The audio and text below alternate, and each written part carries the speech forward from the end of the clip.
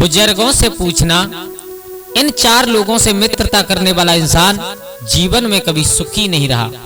हाँ दोस्तों, जिन लोगों ने अनुभव किया है अपने जीवन में, अपनी जिंदगी में, उन लोगों से आप लोग पूछ करके देखना कि ये 4 लोग ऐसे हुआ करते हैं कि इन 4 लोगों से जिसने भी मित्रता की उसे दुख ही मिला, आखिर में उसके ऊपर संकट ही आया।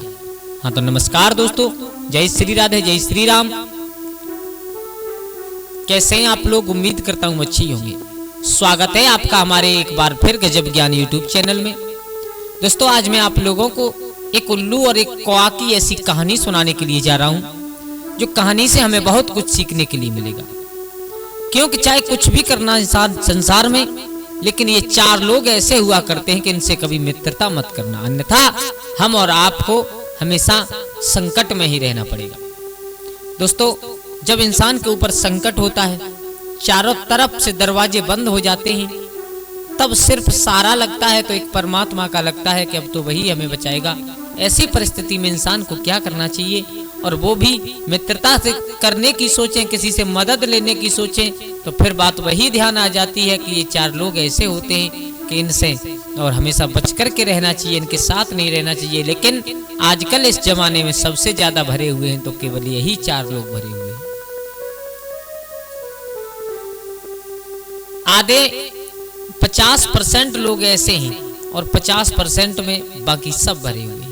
दोस्तों, तो आप लोगों का समय ज्यादा बर्बाद ना करते हुए कहानी प्रारंभ करने से पहले आप लोगों से एक निवेदन करूंगा कि अगर आप हमारे गजब ज्ञान यूट्यूब चैनल पर नए दर्शक मेहमान बंधु बनकर के आए हैं तो प्लीज हमारे चैनल को सब्सक्राइब करें, और हो सके तो अपने परिवार और दोस्तों के साथ शेयर जरूर करें। और हाँ, वीडियो को पूरा देखें, क्योंकि वीडियो के अंत में वो 4 बातें हम लोगों के जीवन में मिलने वाली हैं जो हमारे जीवन में, हमारी जिंदगी में बहुत कुछ काम आने वाली हैं, बहुत कुछ सिखा करके जाएंगे। तो दोस्तों, आप लोगों का कीमती समय बर्बाद न करते हुए आ जाओ, गौर करते हैं कहानी की तरफ। कि दंडक वन में और बहुत बड़ी झाड़ी हुआ करती थी। दोस्तों, चारों तरफ पेड़ ही पेड़, धूप की रोशनी जमीन तक नहीं आ सकती थी, धूप, सूर्य की धूप। और उन्हीं पेड़ों के बीच में 2 बहुत पुराने वृक्ष थे। बहुत, एक वृक्ष इतना पुराना था कि उसमें खो तक बन चुकी थी। तो उस पेड़ की खो में उल्लू वास करते थे, एक नहीं बहुत सारे उल्लू। और उसी बगल में एक पेड़ था जिसके ऊपर कौवाओं का निवास था। मेरे भैया, आप लोग जानते हो कि कौवा और उल्लू आपस में बिल्कुल विपरीत हुआ करते हैं। कौवा को दिन में दिखाई देता है, सूर्य की प्रकाश में दिखाई देता है, लेकिन उल्लू को रात्रि में दिखाई देता है, दिन में दिखाई नहीं देता। मेरे भैया, दोनों पेड़ों पर, एक पेड़ पर उल्लू और एक पेड़ पर कौवा रहा करते थे। तो आप लोग जानते हो, इंसानों में ही नहीं बल्कि जानवरों में, जीव जंतुओं में भी खुद को बड़ा साबित करने के लिए लड़ाई झगड़े हमेशा होते रहते हैं।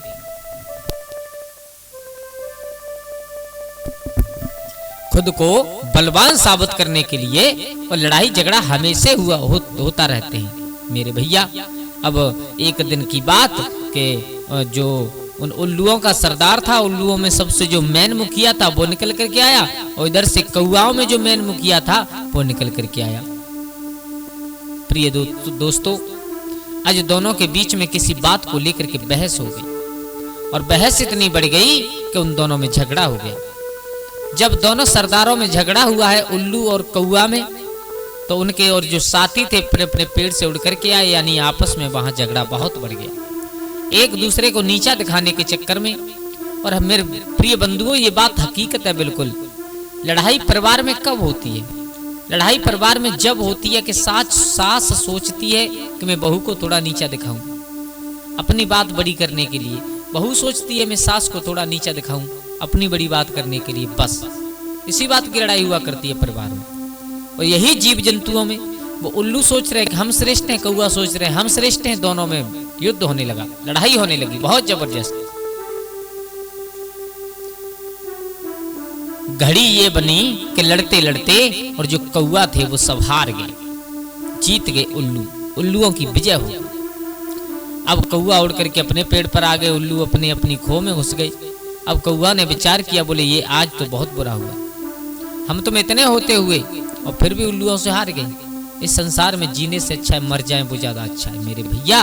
अब उनमें जो एक उनसे मतलब मैन मुखिया से थोड़ा छोटा था, यानी मंत्री था उन कौआओं का, उसने विचार किया कि देखो मैंने और अनुभवी लोगों से सुना है कि जब दुश्मन को शारीरिक शक्ति से नहीं जीता जा सकता तो फिर उसे दिमाग से जीता जाता है, राजनीति चलाई जाती है उसके ऊपर। सब उस कौआ के चेहरा की तरफ देखने लगे, बोले तुम क्या करना चाहते हो? बोले हम ये करना चाहते हैं, मैं कहूं तैसा तुम करो, और ये मेरा वादा है कि इसका बदला हम उल्लुओं से जरूर लेंगे। मेरे भैया उस कौआ ने कहा सुनो, तुम सब लोग घायल करके मुझे पेड़ से नीचे फेंक दो, बस बाकी मेरी जिम्मेदारी। मेरे भैया ऐसा ही हुआ, मिल करके सब लोगों सब कौआओं ने और उस मंत्री कौआ को घायल किया, अपनी चोंच से मार मार करके अधमरा करके नीचे फेंक दिया पेड़ से नीचे। उधर उल्लू अपनी खोज से निकले तो उन्होंने देखा कि घायल कौआ पड़ा हुआ है। कौआ रोने लगा, बोले मेरे परिवार वाले, मेरे बिरादरी वाले, मेरे भाइयों ने मुझे मार करके अपने और इस ग्रुप से अलग कर दिया है, और मैं उल्लू तुम्हारे साथ में रहना चाहता हूँ। ये कौआ है ना बहुत बुरे हैं, इनके हृदय में दया नाम की कोई चीज ही नहीं है। मेरे भैया चिकनी चुपड़ी बातें की उस कौआ ने, तो जो उल्लुओं का सरदार था वो अपने साथ अपनी खो में ले गया। अब तो वो घायल कौआ जो था वो धीरे धीरे स्वस्थ होने लगा, धीरे धीरे सही होने लगा, और उधर वो कौआ इस घात में है कि कौन सा मौका मिले जब इनसे बदला लिया जाए। कपट की मित्रता करने की है उसने। मेरे भैया अब तो उसका कौआ का रोजाना का काम के कहीं किधर से उड़ करके आए, उल्लुओं की खो में घुसने से पहले उनकी खो के पेड़ के आसपास एक सूखी लकड़ी रख दे ला करके। थोड़े बहुत दिन व्यतीत हुए तो उसने पेड़ के चारों तरफ सूखी लकड़ियों का ढेर लगा दिया उस कौआ ने।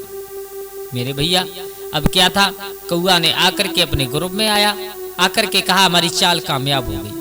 बोले क्या किया तुमने? बोले हमने कुछ नहीं किया, बस उनसे मित्रता की, और मित्रता के बंधन में बांध करके उनको हमने और अपने बस में करके अब पेड़ के चारों तरफ तुम्हें दिखाई दे रहा है सूखी लकड़ियां पड़ी हुई हैं। बोले हाँ। अब एक काम कीजिए, आप में से कोई एक कौआ जाइए। बोले कहाँ? कि कहीं पर कोई मसाल जल रही हो, उस मसाल को अपनी चोंच में दबा करके लेकर के आओ। मेरे भैया थोड़ी दूर जा करके एक कौआ को मसाल जलती हुई मिली, उसे लेकर के आया, और आकर के जो उल्लुओं की खो के द्वारे पर लकड़ियों का ढेर लगा हुआ था उसके ऊपर डाल दी। मेरे भैया अब जैसे धीरे धीरे धीरे धीरे आग प्रकट हुई, उसमें से धुआं निकला, खो में भरने लगा, सभी उल्लू घबरा गए। एक तो दिन था, ज्यादा कुछ दिखाई नहीं दे रहा था उन्हें, और दूसरा धुआं उनकी खो में भर गया। जैसे तैसे कुछ मर गए, कुछ घबरा गए, कुछ बेहोश हो गए, कुछ जिंदा बचे वो बाहर निकल करके आए और उस पेड़ को छोड़ करके भाग गए। दोस्तों उस पेड़ को छोड़ करके वो लोग भाग गए, वो उल्लू सब भाग गए, कौआओं की विजय हो गई। तो देखो हमेशा इंसान को इन चार लोगों से कभी मित्रता नहीं करनी चाहिए। उल्लू ने उस कौआ से मित्रता करके बहुत बड़ी भूल की थी, बहुत, जिसकी सजा उन सबको भुगतनी पड़ी। मेरे भैया नंबर 1 पर होते हैं कि दुश्मन से हमें कभी भी मित्रता नहीं करनी चाहिए। न मालूम हो सकता है कि दुश्मन हमसे प्रेम का हाथ बढ़ा करके हमें संकट में ढकेल दे, हमसे बदला ले ले, या कुछ भी कर दे।